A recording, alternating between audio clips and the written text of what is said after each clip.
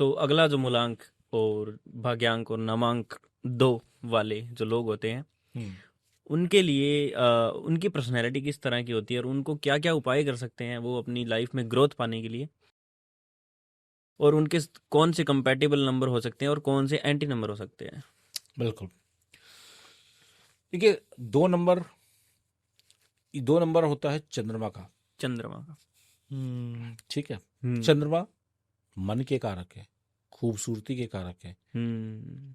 Emotions के कारक है, ठंडा ग्रह है थोड़ा सा। ठंडा ग्रह है, फीमेल ग्रह, पानी के कारक है। फीमेल ग्रह माना जाता है बिल्कुल। इंडियन। ऐसे लोग जिनके मूल्यांक, भाग्यांक, नामांक में कहीं ना कहीं 2 नंबर का इम्पैक्ट होगा, ऐसे लोग इमोशंस से भरे होंगे बहुत ही ज्यादा। ओ अगर कुंडली में या फिर इनके नेम कॉम्बिनेशन में हम्म।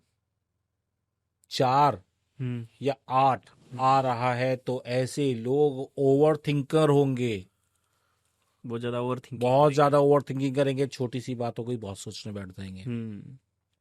छोटी छोटी बातों पे घबराहट हो जाएगी। अच्छा हो रहा होगा तो भी सोचेंगे कि क्यों हो रहा है, अब हम्म। बुरा हो रहा हो तो भी तो सोचेंगे भी कि क्यों सोचना हो ही रहा है। है।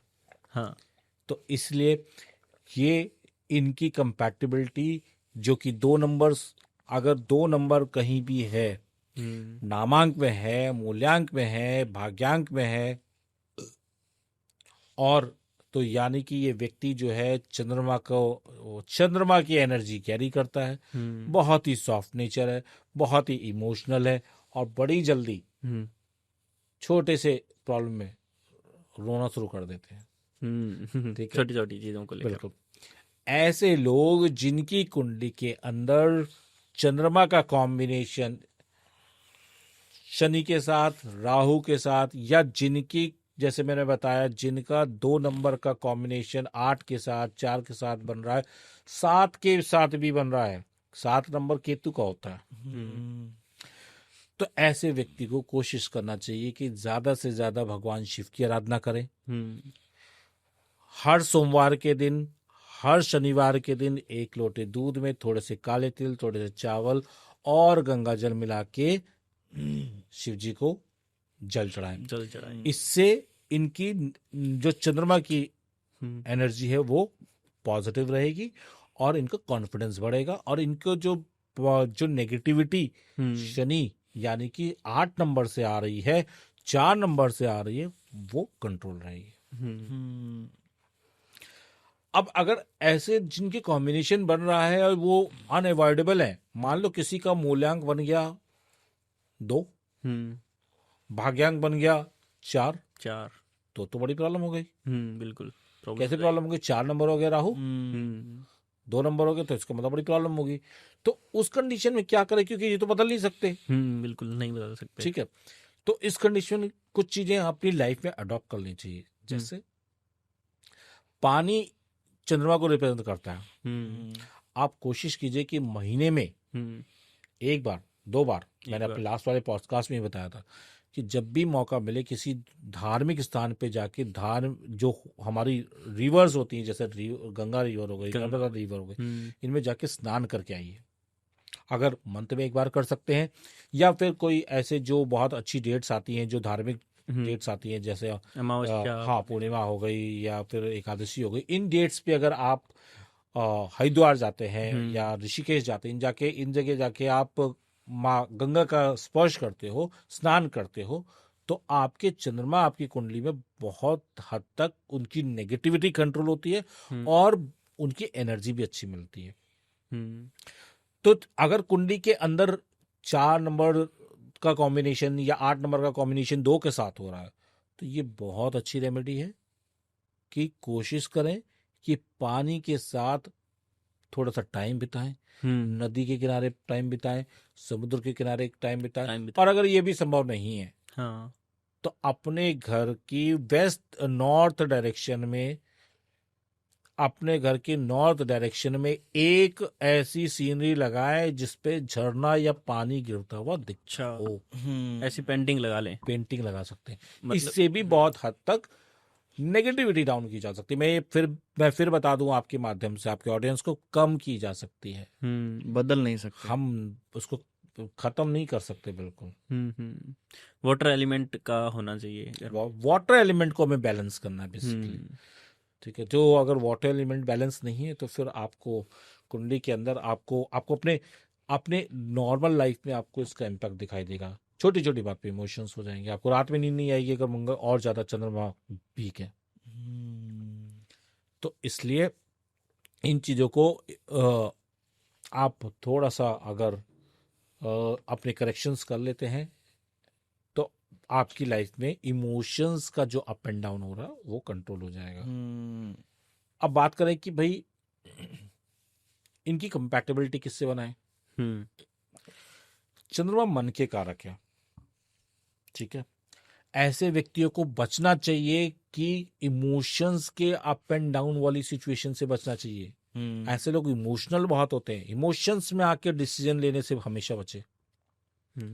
अगर आपको इमोशनल इम्बैलेंस बार बार होता है, आप बहुत ज्यादा ओवर थिंकिंग करते हो, आपके हर चीज पे आप नेगेटिव थॉट्स आने लगते हैं, तो कभी भी जब इस तरह का इमोशनल इम्बैलेंस हो रहा है तो कोशिश करें कि आप कोई भी डिसीजन एकदम से ना लें। शांत रहें, बिल्कुल शांत रहने की कोशिश करें।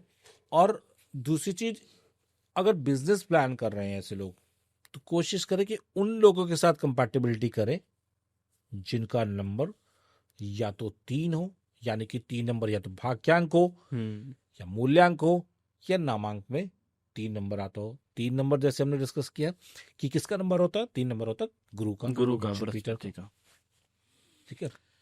अब इनका जब नंबर हो मैच करेगा तो जुपिटर जब चंद्रमा के साथ कंबाइन करते हैं तो बनता क्या है, गजकेसरी योग। गजकेसरी योग, इससे क्या होता है? गजकेसरी योग। और ये गजकेसरी योग कुंडली के अंदर वैदिक एस्ट्रोलॉजी में कहते हैं कि ये एक अच्छा योग होता है, राजयोग होता है, सफलता देता है, सारे भौतिक सुख देता है, जीवन के सुख देता है।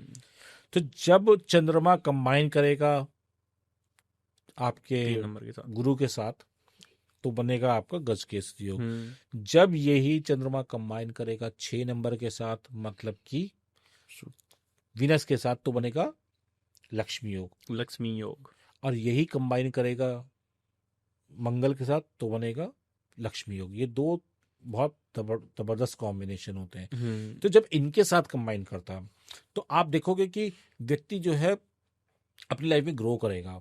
अगर मान लो ये वो लोग जिनके ये कॉम्बिनेशन मतलब 3 है, 5 है, या 3 है, 6 है, यहाँ तो 5 भी है, या 9 है, ऐसे लोग की कंपैटिबिलिटी बहुत अच्छी बनती है बिजनेस के फॉर्मेट में।